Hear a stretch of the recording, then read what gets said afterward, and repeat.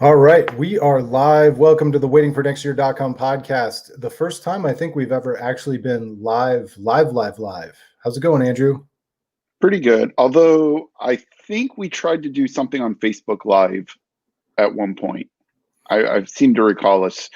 We were doing like a hacked version where you were like somehow you were like broadcasting through an iPod and screen recording the iPad, Oh, I and you were forgot like about screen that. recording it or something. So we did try to hack our way through it once, but we're Yeah, we're that's pros true. now. I was using an iPad with your head on it as the monitor. That's And you right. could hear me, but you couldn't see me. That's correct. That's right. So we are here. It is a Thursday night. The Cleveland Indians are actually playing baseball, and we are talking about some sports. We're going to, we'll just see where the conversation goes. The first thing that I wanted us to talk about, because it's something that, we've talked about behind the scenes, and I don't really want to be griping a lot about having sports or different things. And I certainly understand why the NBA limited the number of teams involved in their bubble restart, but it really sucks not to have the Cavs playing. Yeah.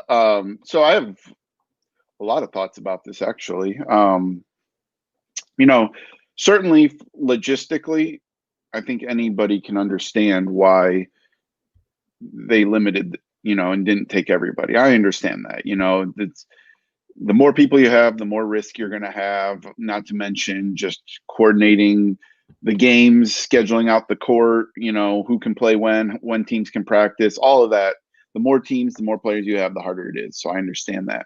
My issue with it, I think, is really I didn't see any reason for them to do this 8-game bubble restart. Like, it makes no sense to me. And I understand you're sitting there saying, well, they wanted to get the seating right, and in all honesty, it felt a lot to me like this was really just a goal to see if the Pelicans could get the 8 seed and play the Lakers, so they could get the Zion versus LeBron matchup that they won. That's why they did it. And the Pelicans aren't going to make it, and it was all for naught. And as a result, this is just it's creating a bigger gap between the haves and the have-nots in the NBA. Like, this really hurts the Cavs. I really think this really hurts them quite a bit, especially because they're a team that's still developing. And they were just starting to find a little bit of a groove right before the game stopped. And I think it's really important for them to be able to have more games out of Kevin Porter and Darius Garland and Colin Sexton, and get these young guys playing, and to figure out what Andre Drummond brings to the table. How does he fit? How can we work the rotations? Does it make sense to have him, Tristan, and Love, and Nance, and figuring out how those guys all possibly fit so we can make better informed decisions this offseason? We lose all of that. And then on top of that, hearing the stories about all these NBA players, that they're all hanging out together in these lobbies, and there's a camaraderie being built amongst all these players inside this bubble. And so you sort of juxtapose that to what you hear today about the Cavs, that they're scattered all over the country. Kevin Love is in New York. Colin Sexton, I think they said, is back in Alabama or Georgia, down south somewhere.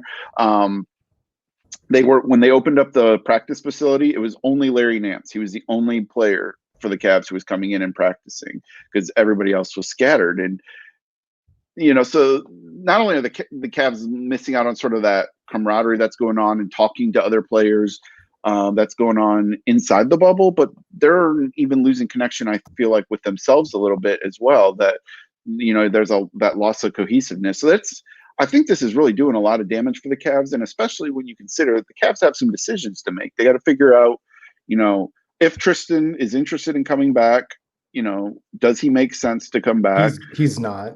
But I feel like this might have changed things a little bit, because I really think we have to see what's going to happen with the salary cap, but assuming that the salary cap either drops or holds steady because of the loss of income, it's going to create a very tight free agency window, and it might make sense for Tristan to actually stay with the Cavs for another year. But that, that decision, and Andre Drummond's already said he's going to opt in, so there's not a decision per se, but you still want to get as much time with him as you can before you have to make a decision. They were figuring out with JB Bickerstaff, what sort of how his style and getting his groove going, and again, and the young guys, and so it's just all of that's just lost, and I just really think that the Cavs are going to be making decisions this offseason, which is going to be a crazy offseason anyways. It's going to be a very short, quick offseason if they really are going to start the season again in what I think December, the way they want. I mean, it's a rapid fire season. This season's going to end, and they're going right into the post or the off season, and the Cavs have to make a lot of decisions. And yeah, I mean, it's crazy that they haven't even had the NBA draft yet. Yeah. And I do get it. I understand why the NBA wanted to control as many variables as possible in the global pandemic, and teams that weren't going to make the playoffs, they're just trying to string together some games and have some revenue and save the league. And I understand, I really do. But selfishly, I'm not one of those, as we've talked about on this podcast a lot, I'm not a generic NBA fan, never have been, probably never will be. I'm a Cavs fan first. I have found myself watching some NBA basketball in the last couple of years, even when the Cavs are out of it, but it's not my primary function. I'm not one of these. If anything, this goes to show just how much the NBA could just be a pickup league at this point. It's now location independent. They're playing at a neutral site. They're basically playing at a large TV studio. And unfortunately, I could see this being proof positive that the NBA does not need local markets the way they did when the league was first formed. So I wish I could remember who I was listening to on a podcast. I would assume it was probably a Bill Simmons podcast, but I don't remember who the guest was. And they were talking about this, that maybe it was Malcolm Gladwell. I'm not sure, but they were talking about some guy who, had he was sort of this guy that I'm drawing a blank on what you call him, the person who makes like sort of predictions about the future, not psychic predictions, but just like based on trends and like a futurist. Like a futurist. He had this theory that that's where NBA basketball was going, that it would eventually be played on a TV stage. It would just be a TV production, that it didn't make sense for fans to go. Thought the NFL should have done that anyway. Yeah, and so, well, and the one thing is, you do see the NFL, they are making smaller and smaller stadiums. A lot of the new stadiums are a lot smaller, and perhaps anticipating that to some degree. But yeah, so it is kind of funny that I don't think he anticipated this would be the reason that the NBA would be playing these games on basically a stage, but it's kind of where we're at. And so it's just kind of funny that it played out that way. But yeah, I mean, don't get me wrong. Like, I love the NBA. Like, I'm a huge NBA fan. I'm a Cavs fan first, but I follow all of the NBA. And if the Cavs were in this, I would probably be watching most of the NBA games. But because the Cavs weren't even invited, I'm so upset about it and just turned off by that. I don't like that feeling of just being left out. We're just forgotten. We're just poof, but nobody feels like they can complain about it. Yeah, exactly. I mean, because there's good reasons why they did it. It just doesn't make it suck any less. Well, and they couldn't make the playoffs. They weren't going to be able to make the playoffs. They weren't going to be relevant in any structure of what this NBA season was going to turn out to be. And they cast that die. That team earned their spot out of the fold. Now, what are you thinking in terms of the second bubble, the Chicago thing? What do you think about that? Does that make it any better for you? I mean, I would love for it to happen.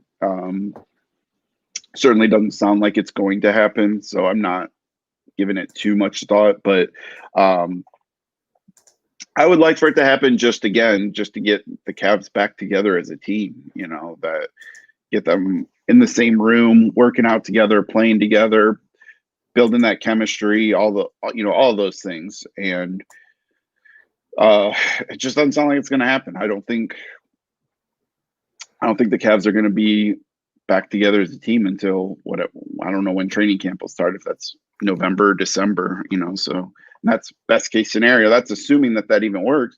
Maybe they're going to, I don't even know, like, if the NBA is going to decide to do, another system of bubbles, or what they're going to do if we don't have a vaccine by then. I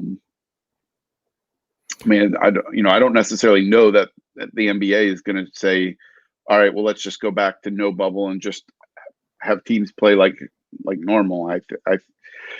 I would think that, seeing the success of this bubble, they'll want to try to incorporate that. And I'm not saying that, they would disinvite teams, but it might be a different situation, and there could be delays with trying to figure out how to work multiple bubbles or whatever it is they have to do. Try to incorporate that. And I'm not saying that, they would disinvite teams, but it was fun. All right. I was checking to make sure it was working, and all of a sudden you were screaming back at me on a different feed. Sorry about that. I was just re-emphasizing the point. I know, it bears repeating. Yeah.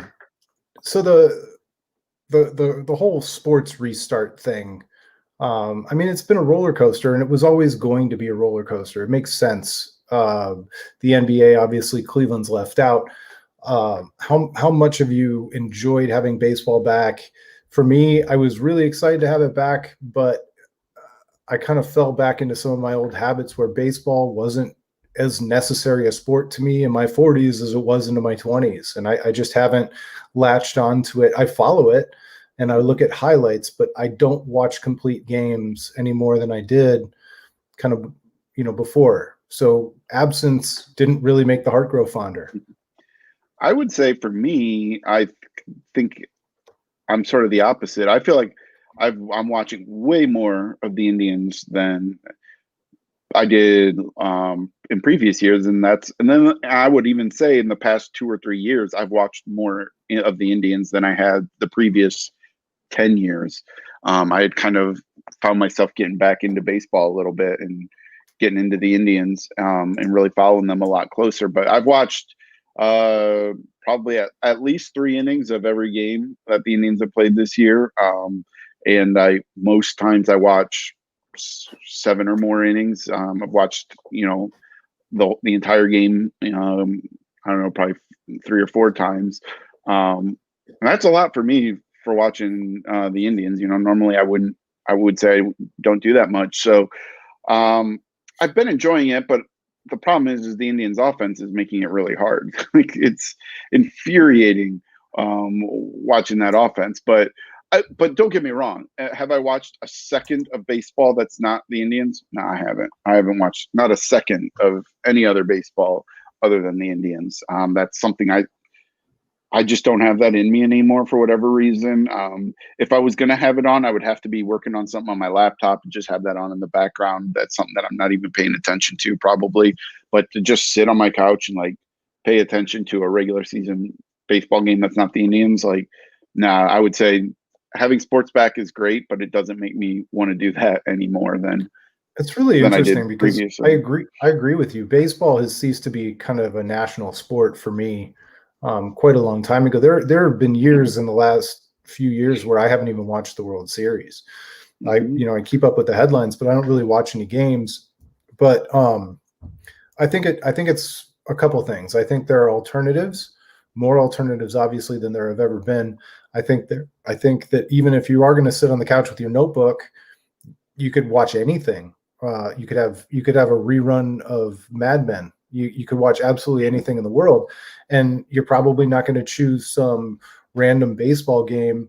But I do remember in my college years and the immediate post-college years, the late 90s, early 2000s, into the mid 2000s, watching the Sunday Night Baseball, the ESPN broadcast of baseball. Absolutely. I remember because I used to bitch so much about the Yankees and Red Sox playing, the 17th game on national TV, and that the East Coast bias. And now, I couldn't care less who they put on the national broadcast. Sure. And growing up, I loved watching baseball. I remember watching I remember watching the A's and Reds, the A's and the Giants in the World Series. I remember watching Kirk Gibson's home run. Yeah, and I always had like the Giants were always my National League team that I kind of liked, and so I remember Ozzie Smith. yep, and so the Giants would be on national TV a lot, and I remember staying up late to watch them. I was watching the game during the earthquake. Yeah, I was too. And I don't know what it is that I lost that caused me to stop having that interest or that desire. And a part of me almost wonders if it's coincidence or if this is causality or not. But it sort of, for me, ended when I stopped collecting baseball cards. When I stopped collecting baseball cards, I feel like I kind of lost touch with baseball at large. And even though I would play fantasy baseball, it wasn't the same as like when I was like hardcore into collecting baseball cards. I mean, every weekend I would ask my parents to take me to the card store. Remember when they had card stores and you just go in these stores and they just have the glass cases full of different cards and you buy packs and they had entire card shows at Great Lakes Mall and they were so good. And you get your Beckett and look up how much the cards are worth, and have them in my books and organizing it. And I loved it and I was really into it. And so I don't know, I can't say for sure that losing that is why I stopped watching it, but they happen at about the same time. So it kind of makes me wonder if there's something to that a little bit, that just having that connection to understanding all these players.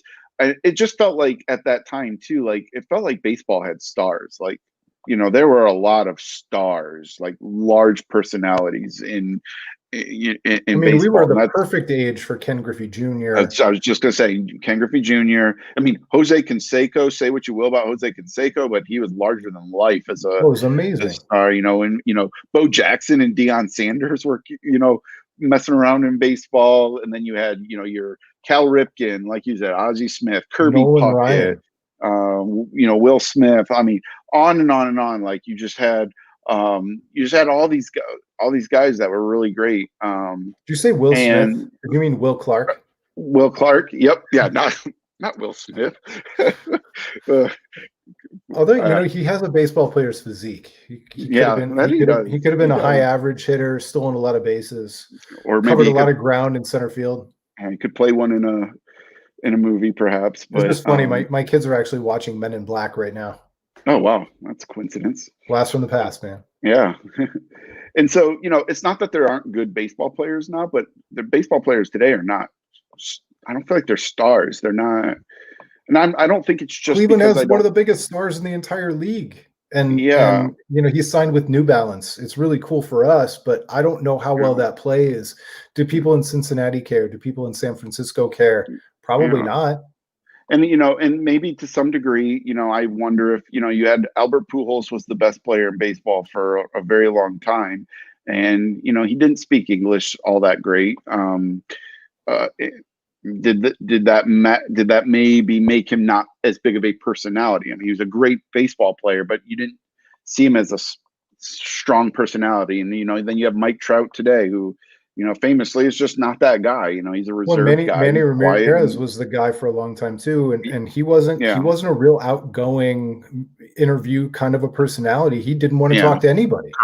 Correct, absolutely not. And so you just sort of had this change, I suppose, too, in maybe the personality of some players, and I think at some point, I think baseball really fell behind in marketing their players as well. I think people have talked about this, but I just think you look at how well, particularly the NBA, has harnessed the modern technology, social media. What's going on in the NBA. You see the highlights and the clips, even if you're not trying to. You're going to see on Twitter. You are going to see the best plays by the best players. It's everywhere. And in the NFL, you can usually name a star per team, at least one. Yeah. And whereas baseball got really protective of their rights, they didn't want people distributing clips. They had to protect that rights. And it really hurt baseball too, I think. I think that's another thing that just not being able to freely pass around guys making incredible plays in the field or, crushing home runs or whatever. The baseball's gotten better about it for sure. Like you're starting to see a lot more of it. But it just set them so far behind the other sports. I just think about, how when we were kids, I would say the NBA was a pretty distant third behind baseball and football in terms of popularity. And they've just harnessed that. Some credit, of course, goes to Michael Jordan, as we saw in the Last Dance, that you saw Still that only his watched impact. one episode. And they sort of slingshotted that, and then they used that like sort of profile, that increase in profile. Then they used the marketing, the technology, and figured out how to let them sort of become the cool sport. And then football obviously just became something else entirely. Football is miles ahead of anything else in terms of sports, but basketball has easily surpassed baseball, especially amongst anybody younger. Under 40, basketball is the number 2 sport. It's not even close. Yeah, and then on top of that, there's so many more niche sports. You got people watching esports. You've got UFC. You've got the point is, Premier League is very popular, especially with young kids. So you got and so soccer is always there as a thing that's slowly growing as well. Yeah. And there was a stigma when I was growing up, right or wrong. There was a stigma about the kids who didn't know sports, who didn't watch sports. And now I think it's far more acceptable to be like the Star Wars kid or the sci-fi fantasy kid or the comedy kid. Yeah, Fortnite kid, And so the alternatives. And this isn't me going, oh, you kids.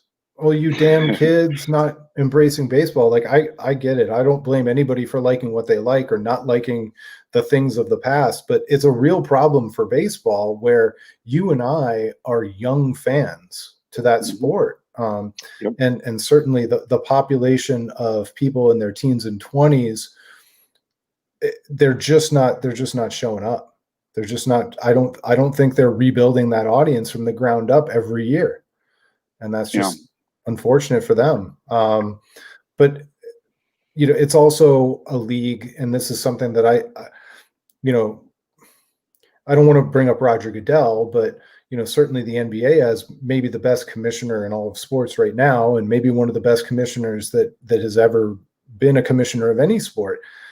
Baseball has been lacking in that department. I think even if you got a quiet moment with with the owners and the players, they would admit that it's been a big problem for them for a long time. Yeah, I think Selig really mishandled a lot of the steroid stuff, which really damaged the league. Was Selig the commissioner when they had the strike as well? Was he already commissioner, or did that happen? In '94? Yeah. So, there was a lot of things that happened under his watch that were very damaging to baseball's popularity as well. And he doesn't deserve all the blame for all of that, but certainly,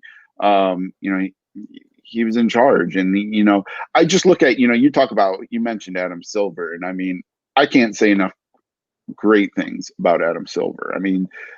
You look at when he took over as commissioner, he was not in that job very long when the Donald Sterling Silver. Yeah. When the Donald Sterling thing happened, I think he was only a couple months into the job, so you're a new commissioner and you just have this disaster fall in your lap. And the way he handled that was just masterful. It was absolutely masterful.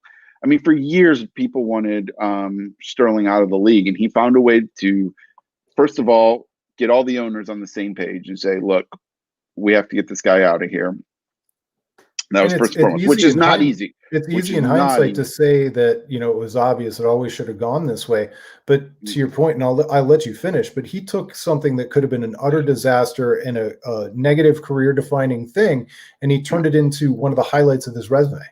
Yep, exactly. And the other thing he did was he allowed the players to not just have a voice, but to really feel their voice in that, he leaned hard on the players to understand their perspective on this and what outcome they wanted to see from this. And I think it built so much trust from the players right off the bat. And he has time and time again shown that he's not always going to do what the players want. He's not just a yes man to the players, but he allows them to feel like they're part of the conversation. The players have become more active in the league. They have a stronger voice in this league than they ever have before.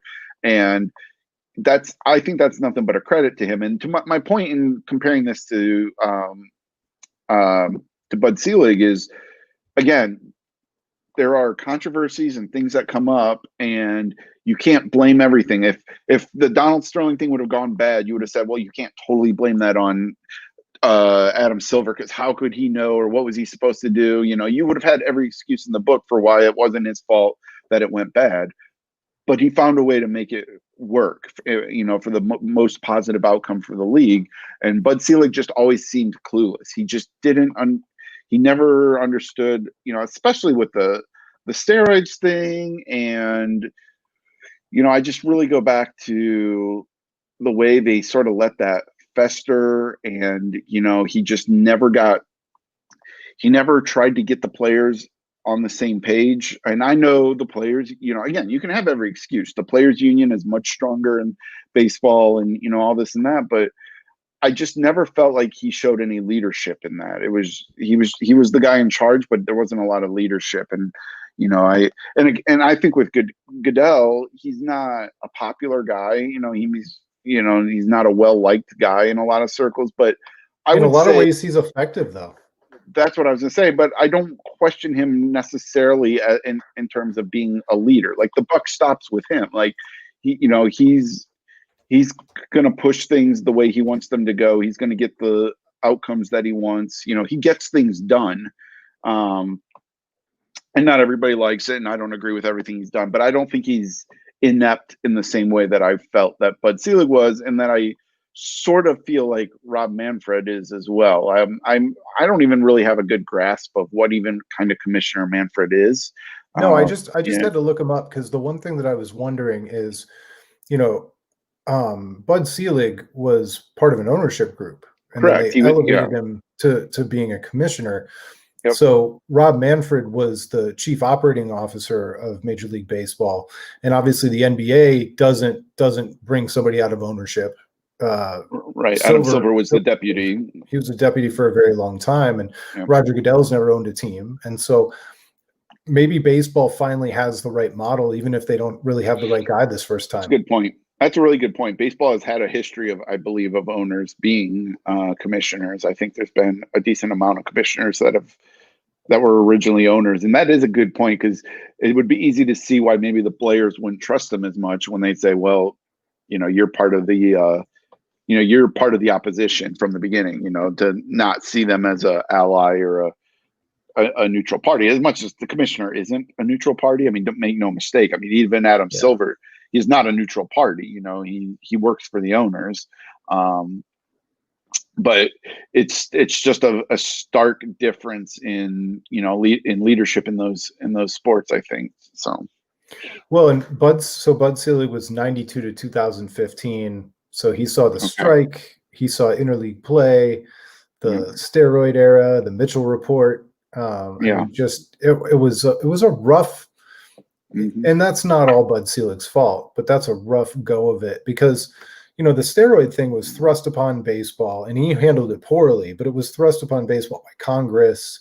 There was all kinds of political wrangling over the whole thing. And so, in some ways, I would kind of defend Bud Selig, because, for all of us, the world kind of happens to us to a certain degree. And then you get rated in history as to how you handle it and what you do with it.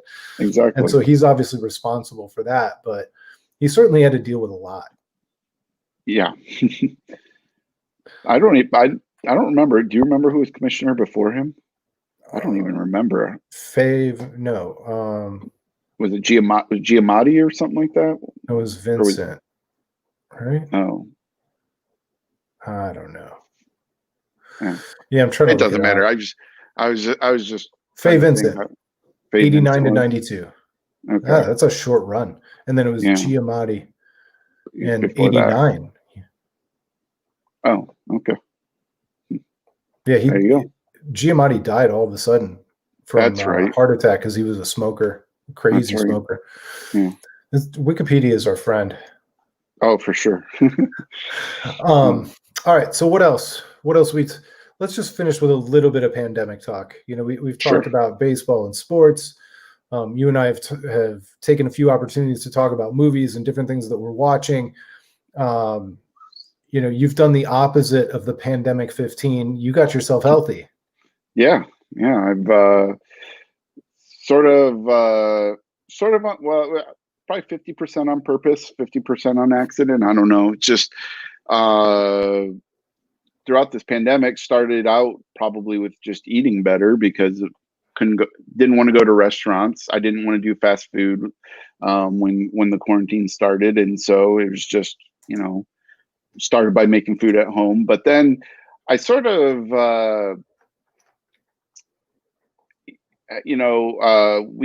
we talked about this. Scott Sargent, he had shared a video with us inside Waiting for Next Year, and this guy talked about, you know, people turning dead time into a lifetime. You know, that people were like, oh, you know, they were just sitting there watching Netflix all day because there was nothing to do. You couldn't leave the house. And he talked about how you can sort of change your mindset and view this instead as an opportunity and things to do, ways to better yourself. And I sort of actually took that to heart. It was sort of one of those things, I guess it was what I needed to hear at the right time or something. And so I sort of dove really hard then into just nutrition in general, and, you know, reading about it and learning a lot more about the relationship between nutrition and, you know, weight loss, and obviously exercise then becomes a component of that. And so I've been working by the way, on. the video was by kind of the current king of daily stoicism. His name is Ryan Holiday. And I read his book a couple of years ago. It's really good stuff, but it was really cool. I've talked to my kids about it too. It just says, you know, we're all dealing with this. It's not the greatest thing in the world, but some people are going to come out of it with a musician, or they're going to come out an author. They're going to make the best use of their time, and they're going to come out better or different or accomplished. Yeah. And that choice is yours. And it's kind of self-helpy. It's a little bit woo-woo, but I mean, it's true. But sometimes that's what you need to hear. And sometimes that's just what you need to hear. I mean, for whatever, you know, I've never lived a healthy lifestyle. I've never worked out. You know, I've been overweight for a long time. I smoked for a long time. Yeah, you and I were both smokers. Yeah. And, you know, when in March, when all this happened, we talked about this before a little bit too, you know, that I'd gotten the flu right when this happened. And, you know, I went to the doctor. My blood pressure was insanely high. And so they actually sent me to the emergency room because they were that concerned about my blood pressure. And, you know, so at that point I was the heaviest I'd ever been in my life. My blood pressure was sky high. The doctors were worried about it, obviously. And that stuff is sort of a wake up call too. And so it's just like, you know, I just viewed it as an opportunity, I guess, to do something different. And so I'm hardly where I want to be. I'm not a finished product or anything like that, but I've certainly learned a lot more about, you know, food and understanding, you know, the ways different foods can affect you in terms of weight loss. I'm exercising. You know, it's like my favorite parts of the day now is working out, which was so funny because I always thought that was just not me. But and I wouldn't make an excuse for you know where we were, because I was there once upon a time too. But we did grow up in the low fat generation where, you know, added sugars were fine as long as it was low fat, and we didn't know about carbs. Absolutely. We didn't know about refined this and that and the other thing. You know, I used to think I was healthy because I was eating a low fat Lender's bagel as a kid for breakfast. And so, you know, we've been the beneficiaries in our 30s and 40s of having a lot more information about diet and food and health food. Yeah, I mean, there's a wealth of information. I mean, I've spent so much of my, which you might call it free time, but what I viewed as a lifetime was just pouring through YouTube and watching videos of people talking about nutrition and trying to understand different perspectives on it too, because not everybody agrees and not everything works the same for everybody as well. And I think that's the big thing too, is to understand, like, there's no answer. You just can't find this one thing. No, and if it apply was it as to simple as everybody. just staying away from cake, we would Right. all be in perfect health. It's Exactly. harder than just staying away from dessert. It's harder than, it's some people go, they think they're getting something from Starbucks and they don't realize it has 400 calories, Yeah. and maybe they should realize, but you can only learn by learning. Right. I mean, yeah, that's the big thing too, is understanding too. Like, I always thought, like, even like keeping track of calories, I always kind of thought, well, I had a running tally in my head. Like, I kind of knew where I was at, but you can't do it that way. Like, if you really want to get serious about it and understand it, like, you have to track every calorie to understand, at least when you're first getting started, because you got to understand where you were getting your calories, and you would be shocked at how many calories you accumulate without even realizing it. Like, It's the old adage, if you're not measuring it, you can't manage it. that's right. Yeah. And so, does that mean I'm going to be a guy that's measuring everything with a food scale for the rest of my life? I don't know. I can't wait till you start not. doing the cheat meals with with the Rock on Sunday Yeah. nights. It's gonna be awesome. Yeah. But right now it is what I need to do. Right now I am measuring all of my food with a food scale. I'm keeping track of everything so I can understand and have the data and understand, like, okay, well, on days when I do this, this is how I react, and this is what how my weight fluctuates accordingly. And it's I don't even view it as a chore. I don't view it as a diet or anything like that. It's just, for me, it's just a sort of change in outlook and lifestyle, and I just Well, it's awesome, man. You look healthy, brother. Getting there. So last but not least, any recommendations for stuff that people can watch, not even sports related? What are you checking out? I have a recommendation. I can go first if you want me to buy you some time. Yeah, go ahead, because I don't know if I'm going to have anything. I don't know what led me to even want to start this show. It'd be much simpler for me if I could say that my wife caused me to start watching it, but it's not the truth. I started watching the show on Netflix called Working Moms, and it's exactly what I needed. It's really funny. The episodes are 22 minutes long. It's not one of the 45 or 50-minute shows, so that they're kind of like bite-sized episodes. It's a lot of fun. What's the premise of this? So because I'm not familiar with it at all. Yeah, it starts with these 4 women who are moms, and they've got babies, and they're part of a mom's group. But it was written by, I think her name is Catherine Reitman, Ivan Reitman's daughter. Oh. And she and her co-stars are absolutely hysterical. It's like, it feels like it was written by a stand-up, where they were inserting joke after joke after joke. And that's how the first season started. And then it kind of took off, got a little bit more dramatic, a little bit more serious after that, a little less jokey, but still very funny. It's a little bit raunchy. It reminds me very much of what those early comedies on HBO were like. Not Larry Sanders so much, but I'm trying to remember. There was like a Arliss, and it's a woman's version of Arliss. There was another show that was on HBO back in those days. It was like a half hour, and there was like a psychiatrist, and he and his wife were the stars of that show. But it would totally fit in those early days where HBO was revolutionizing television. Yeah, that show is on like the tip of my brain now, I think, trying to remember that. But yeah, that's interesting. Yeah, I would say I'm not really watching anything new right now. I sort of accidentally fell back into a West Wing rewatch, and so I'm on season 2 of that, and I feel like I'm always good for a rewatch of that every year or two. But the show that I'm thinking of is The Mind of a Married Man. And that was that The actor. I never remember his name. All right.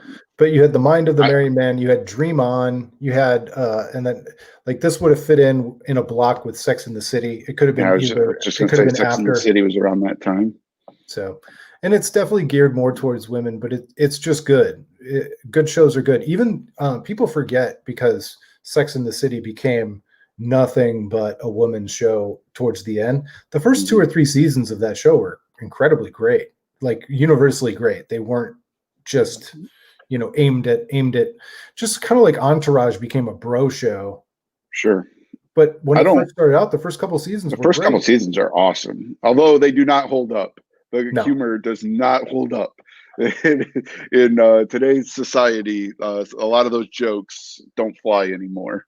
That's true. But I mean, that show is really good for the first couple seasons. I don't know if I've ever seen an episode of Sex in the City. You should watch the first season. I didn't have HBO at that time. That was one of the first shows I ever watched on Netflix with the DVD delivery. I remember watching, like, when you go to the hotel, we'd stay at hotels and they would have HBO, and then I could watch, like, I remember watching Our List. That's like watch a couple episodes of Our List. I don't know. It like I thought maybe I'm just picking up interference or something. Did it not repeat back to me? No, not on my end. But anyway, yeah, it's do you remember when free HBO used to be like a banner headline for hotels? Like it was a sign of quality. Oh yeah, absolutely. Like you had to check for that. Like you couldn't stay at a hotel if they didn't have free HBO. So, well, I think that's probably a pretty good place to leave it. This was fun. This was a nice first foray into kind of live casting in a way that we haven't really done before. Yeah.